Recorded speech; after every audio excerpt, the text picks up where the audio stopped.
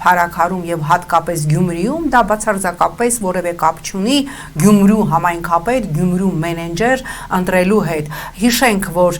նախորդ ընտրություններում Գյումրիում ընտրություններին մասնակցել էր ընդամենը 26000 գյումրեցի, այս անգամ մոտ 50000։ Դա ինչ է նշանակում։ Դա նշանակում է, որ գյումրեցին գնաց եւ քվեարկեց ոչ Նիկոլին։ Այսինքն սա ոչ թե Գյումրիում տանիք վերանորոգողի, ասֆալտ փռողի կամ կանալիզացիա բացողի քվեարկություններ, թե ով ավելի լավ մենեջեր կլինի Գյումրու համար, սա հստակ գյումրեցիների ավանդն էր Նիկոլին հեռացնելու շարժման մեջ։ Եվ ես քանի օր է մշտապես ասում եմ եւ հիմա էլ կրկնում եմ այն համայնքապետը, որը առաջիկայում ընդդիմությունից կստանձնի Գյումրու ղեկավարումը, եթե ինքը որոշի, որ պիտի գնա այս իշխանության հետ համագործակցության, որովհետեւ իրեն ընտրել են Գյումրու ասֆալտը փռելու համար, վստահեցնում եմ ձեզ, որ նա մեծապես կսխալվի, որովհետև գյումրեցու յուրաքանչյուր քվեն դա քվե էր Նիկոլ հեռացիր